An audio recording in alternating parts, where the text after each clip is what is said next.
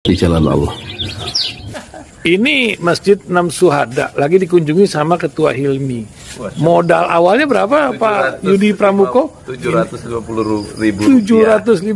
rupiah aja. Jadi ini 500 jutaan nih barang. Sekarang udah habis 310. Masya Allah, tuh udah pakai keramik, plafonnya tinggal. Granit tuh kayak marmer. Tuh, Masya Allah nih, sampai juga kita ke sini. Masjid Enam Syuhada, ngapa namanya Masjid Enam Syuhada, Ya, Pak Yudi? kita mau mendokumentasikan perjuangan dakwah nama anak muda pengawal Habib Rizik Syihab itu. Masya Allah. Yang dibunuh sama orang jahat di kilometer 50. Kilometer 50 ya. Itu kan simbol memperjuangkan dakwah itu kita harus memberikan segalanya untuk Islam kan ya. Untuk Masya dakwah Islam. Allah. Dan nama anak muda itulah yang sudah memberikan segalanya untuk Islam. Masya Allah. Apa nanti nama pemuda itu ada juga di sini mungkin diterapkan? Mungkin namanya 6 syuhada. 6 syuhada Iya. itu, 6 syuhada dipasang di sini, 6 syuhada. Bepali, apa yang dikomentarin dari ini semua, Bepali? Masya Allah, luar biasa. Dari uang 700.000, kalau pengen ternyata bisa. Bisa. Allah kirim. Tuh, bisa. Ya, dengan Masya. dengan masuk satu gang kecil, tapi Bapak ini luar biasa. Kecil tuh. Oh, Masya Allah ya. Satu call aja. Masya Allah. Perjuangan Pak Yudi Pramuko, YouTuber sejagat paling tua. Tertua di semesta. Tertua di semesta. Masya Allah. Tukang donat. Tukang donat. Tukang donat dari Paru. Ini saya laporkan dari lapangan ini, langsung dari Masjid Enam Syuhada. Masya Allah. Dan ini dia. Dalam lihat ah. Tuh, lihat tuh masjidnya. Tuh imamnya di situ tuh. Malam-malam lagi kita. Masya Allah. Masih kurang nih. Atapnya katanya transfer aja. Assalamualaikum warahmatullahi wabarakatuh. Saya Yudi Pramuko, tukang donat dari Paru, YouTuber tertua di semesta. Alhamdulillah. Wassalatu wassalamu ala rasulillah. Kemarin itu ada pertemuan penting ya di iNews Tower 4 partai pendukung Ganjar ya. Pertama PDIP, Hanura, P3 dan Perindo ya. Mereka membahas di iNews Tower itu pelatihan juru kampanye untuk pemenangan Ganjar Pranowo di Pilpres ya 2024. Tentu mereka ingin ya, mereka Ganjar itu menang dan menjadi presiden. Itu bagaimana caranya juru kampanye sebagai garda terdepan untuk membentuk publik opini dan meraih hati masyarakat itu bisa memilihkan atau bisa menentukan pilihan yang memilih Ganjar Pranowo yang berambut putih itu. Di samping itu, menurut Sekjen PDIP yaitu Hasto Kristianto, Pak Jokowi yang pendukung sekarang sudah jelas ya arah dukungannya itu bukan ke Prabowo, tetapi ke Ganjar Pranowo. Itu sudah merumuskan atau membentuk tim 7 ya. Membentuk tim 7, menentukan nama-nama 7 orang secara rinci untuk membantu ya, pemenangan Ganjar Pranowo sebagai presiden ya, dalam Pilpres 2024, meskipun Hasto Kristianto itu tidak membocorkan atau belum mengungkapkan siapa 7 nama itu.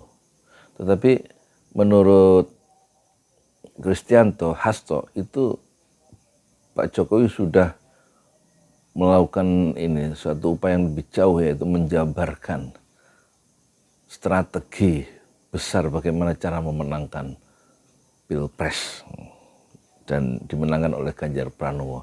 Dan ini tampaknya kubu dari Anies Baswedan itu harus mulai berhitung lebih cermat ya, cepat menentukan siapa calon presidennya, wakil presidennya. Meskipun PDIP juga belum menentukan calon wakil presiden, kemungkinan ada beberapa yang disebut seperti Erick Thohir, wakilnya, kemudian Ridwan Kamil, dan Mahfud MD, dan lain-lain ya. Tapi mereka belum menentukan beberapa kandidat itu, belum ditentukan satu untuk jadi calon wakil presiden. Tapi tidak-tidaknya gerak langkah dari 4 partai pendukung Ganjar Pranowo yaitu PDIP, partai pendukung utama, kemudian P3 yang menyeberang ya, partai Islam yang dulu akarnya adalah dibentuk oleh para ulama, oleh para tokoh-tokoh Islam itu, sekarang dia bermanuver ke sana kemari. Yang penting tidak ketinggalan kereta untuk mendapatkan kekuasaan bersama partai atau orang yang didukungnya ya, sambil melenyapkan identitas Islamnya sendiri. Atau dia punya strategi lain ya, kita nggak tahu, pertimbangan yang lebih canggih, yang lebih sophisticated dari tokoh-tokoh atau dari jajaran partai Islam, jajaran tokoh-tokoh Islam di partai P3 ya. Tapi yang jelas kubu Anies Baswedan tentu perlu memikirkan strategi pemenangan atau strategi besar untuk memenangkan Anies Baswedan menjadi calon presiden atau sebagai presiden pada Pilpres 2024, karena tampaknya PDIP sudah melangkah maju ya. Jokowi sebagaimana pilihannya di depan redaksi atau pimpinan redaksi media massa, dia akan cawe-cawe ya. Meskipun oleh civil society dia dikecam soal keikutsertaan yang terlalu jauh dalam proses sirkulasi kepemimpinan nasional.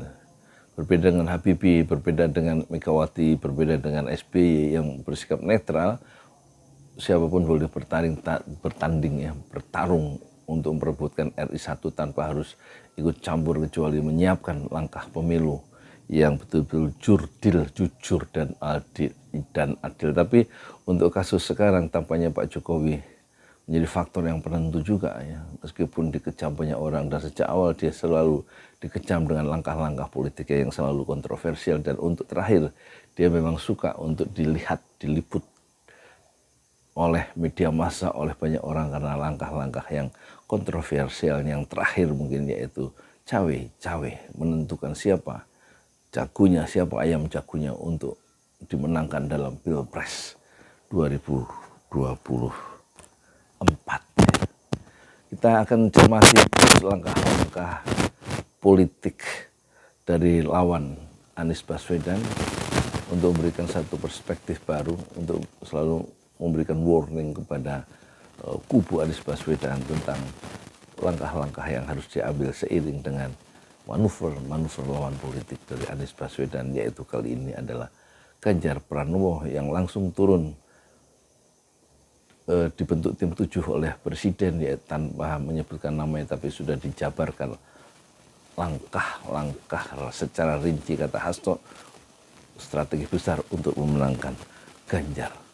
Selamat mengikuti perkembangan politik Indonesia modern dari channel Pesantren Ojo Lali. Saya Yudi Pramuka, tukang donat dari para YouTuber tertua di semesta Fasbir Sabran Jamila.